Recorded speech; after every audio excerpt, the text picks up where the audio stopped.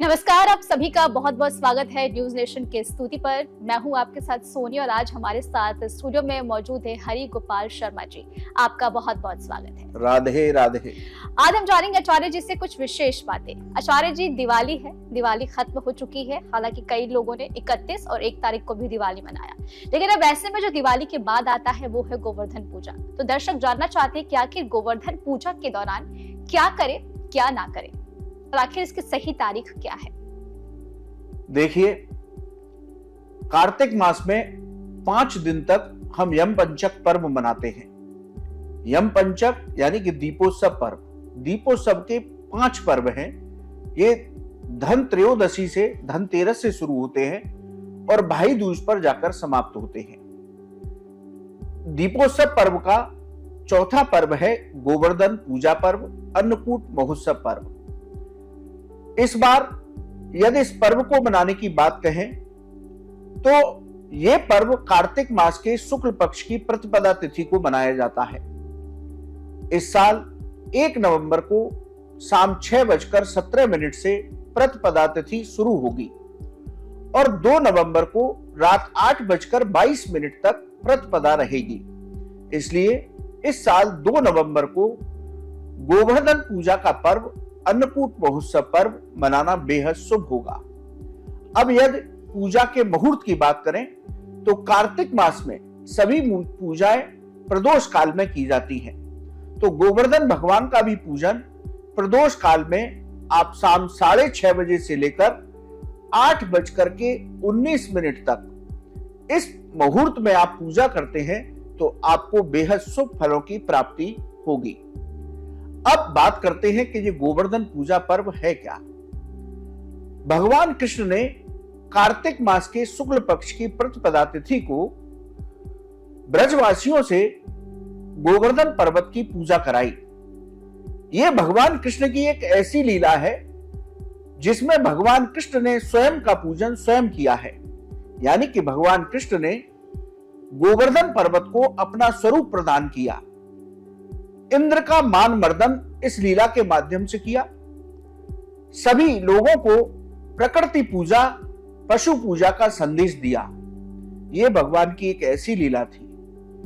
इसमें भगवान ने इंद्र के मान मर्दन करने के लिए गोवर्धन पर्वत को अपने उंगली पर 7 दिन तक उठा करके रखा और उसके बाद जब इंद्र हार गया तब भगवान कृष्ण ने सभी ब्रजवासियों से कहा कि आज आपकी रक्षा किसने की? इस गोवर्धन पर्वत ने की। इसलिए ये गोवर्धन पर्वत की वजह से ही आपके यहां बारिश होती है। आप ये मत सोचिए कि इंद्र की वजह से बारिश होती है, क्योंकि इस पर्वत पर इतना रमणीय, इतनी प्रकृति है कि ये बादलों को लेकर के आती है और यही वर्षा कराती है। यानी कि भगवान प्रकृति पूजा का संदेश दे रहे हैं, पेड़ लगाने का संदेश दे रहे हैं। तो भगवान ने सभी ब्रजवासियों से कहा कि आज से हम गोवर्धन पर्वत की पूजा करेंगे। तो सभी जाओ, अपने अपने घर से जो भी पकवान बना करके ला सकते हो वो सभी पकवान बना करके लाओ। तो ये गोवर्धन पर्वत साक्षात उनको ग्रहण करेगा। तो सभी ब्रजवासी गए, उन्होंने विभिन्न प्रकार के पकवान बनाए। 56 भोग भी इस लीला से ही प्रारंभ हुआ। तो अन्नकूट महोत्सव, जैसा कि इसका नाम है, अन्न माने अनाज का, पकवानों का, कूट माने पहाड़। इतना व्यंजन बना करके लाए कि सभी गोवर्धन पर्वत, क्योंकि गोवर्धन पर्वत को भगवान कृष्ण ने अपना स्वरूप दे दिया था, तो जैसे जैसे गोवर्धन पर्वत के निकट सभी अपनी भोजनों को ला रहे थे, पदार्थों को ला रहे थे, गोवर्धन पर्वत उनको ग्रहण करता जा रहा था। तो भगवान ने कहा कि देखिए, ये कलयुग में साक्षात देव है, यही आपकी रक्षा करेंगे। तो भगवान ने प्रकृति पूजा, पशु पूजा का संदेश इस लीला के माध्यम से दिया। इसलिए हम कार्तिक मास की शुक्ल पक्ष की प्रतिपदा तिथि को गोवर्धन पूजा का पर्व मनाते हैं। अब यदि पूजा विधि की बात करें तो पूजा विधि क्या है कि आप सूर्योदय से पहले स्नान करें, व्रत संकल्प लेकर ही पूजा करें। आप प्रतिदिन पूरे दिन हरिनाम संकीर्तन करते हुए, सात्विक भोजन ग्रहण करते हुए, फल ग्रहण करते हुए पूरा दिन व्यतीत करें।